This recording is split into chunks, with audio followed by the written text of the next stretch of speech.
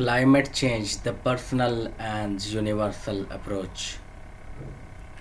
Climate change, the worst has yet to come. 11,000 scientists and environmentalists have gathered together and announced the environmental emergency. Yet we all are on the edge of hell, busy in our TV, Facebook, and Twitter. Isn't it social apathy we all as a whole are displaying daily? The custom of the world is to think ahead in sand, hiding behind the scenes and enjoying themselves to some narcotic fantasies. We are heading to hell, yet no one is concerned except those wizards of the modern age who want to fear us and warn us about our own environments. We are destroying it with our own two hands, and the day is not far when the supercomputers and robotics will fight against us to free this land and this world of our negative influence. We are destroying our ecosystem, the biosphere, and the earth, our only planet in this solar system where we can live and breathe. I wonder what will be the good time for us to realize that when all water and the rivers and streams are poisoned, every tree will be dashed to the ground, every single flower will be plucked and thrown in the dustbin. Where will be this oxygen then in which we will breathe? Isn't it interesting that the level of service we are supposed to provide our biological environment is doomed to fail? Isn't it time to wake up and realize the tragedy we are going to? Every individual on this planet has a birthright to breathe the fresh air, the food, and the water. If it's not possible, what else is here to live in this case? I think the greed of industrialists and few individuals across the globe are leading us to choose whether we want to live or die. Even with all the technological advancements, we can innovate ways to decrease the rate of afforestation. We can publish books as e-books instead of paper. We can make furniture with other materials. We can do any possible measures to ensure the balance of forests and the animal and other organisms living in the forest. We as human beings can live everywhere we want to.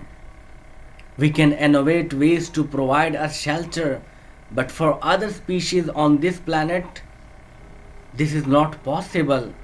They can't do that for themselves.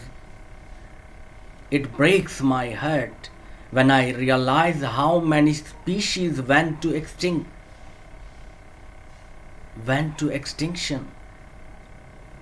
I can't forget the event that took place in my hometown. I used to go to a stream every day after the sunset. There were rabbits, birds and their nests, other insects and species which occasionally interested me to sit by, to watch and listen to their voices chatter and play. One day the heartless and cruel man set fire in those bushes and went forth to watch the scene from a distance, how the tiny animals and birds will be burnt in the fire. I just saw the smoke and it was normal because anyone who would picnic there would cook food there for themselves. It all seemed normal to me. I was shocked when I saw rabbits fleeing the scene, birds flocking and circling around smoke, and their voices full of grief and pain as if asking for help. I didn't know what happened to them, and I hushed towards the flames of fire, and I soaked the pants I had for a bath in water, and tried to silence flames with it. It took me half an hour to finally get to silence it. It seemed to me like it was not that bank of stream was burning. It was just something inside me was burning, invisible, soft and delicate. When I saw it at a far distance, that man was standing there, and I watched when his eyes met me. He dropped his head and shoulder as if nothing has happened. By the way, it might interest you that just after a few years he caught up a fight with his younger brother and killed him as a consequence. Although his father forgave him for the death penalty and the government has to release him, but he has to take exile from the homelands along with his family for the whole life. So he lost everything he had. Nature's revenge is unique and special. It takes its own way to occur. No one could ever escape from this. Some of my countrymen were playing at a distance and they didn't bother coming. One or two did come when I already silenced fire, inquiring about the events and regretting not helping me in doing that. It seemed to me like involuntary acts of humanity I have ever done out of conscience and consciousness. What was so illogical to me at the time was tears rolling over my cheeks, and I was doing both acts at the same time, silencing flames and crying.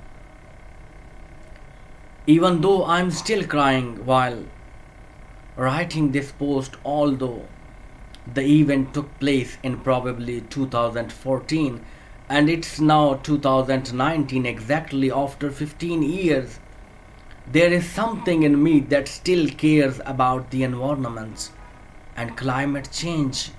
I don't know what is, however, poets call it, a little kid inside all of us. The fire has been sitting. The birds and animals are going to extinction. The next step will be ours. The scientists have warned us to impose an environmental emergency. It's up to you whether you want to be me, the player at a distance, the inquiring man, or the whistleblowers. Shaming the unshamed is just a waste of time. All the climate change events, campaigns, and advocacy are concerned and revolve around this approach, shaming the shameless and ruthless. And it is of no use to fluting the flute to animals, telling them to stop destroying the environment while they are busy bombing and testing mother of all bombs, nuclear weapons and other mass destruction tools, while occupying lands, beheading men, women and children, looting natural resources, monopolizing world business markets, financing and training terrorists, dehumanizing and humiliating nations and masses, and playing puppet master games. Let them do the same in the future, and we should expect them likewise. But we can choose to respond according to our conscience and social responsibility. Let's decide to break the invisible chains and free our world from injustice we are experiencing with our fellow beings, but also other species. We owe to them They are the real heroes trying to maintain a balance in our ecosystem, and we are busy destroying it. My questions are, when we are going to fix our climate change policies, and when we are going to implement it, when we are going to educate and train others to change the unchanged. Lastly, what are the consequences if we fall if we fail to do this? Doomsday, extinction, or mass suicide? What are we going to do? And what are we going to hand over to our future generations? If we luckily manage to have, I let you all to these questions. I hope you will do what is necessary for your present and future. What do you think? Let me know in the comments below. See you next time. Take care.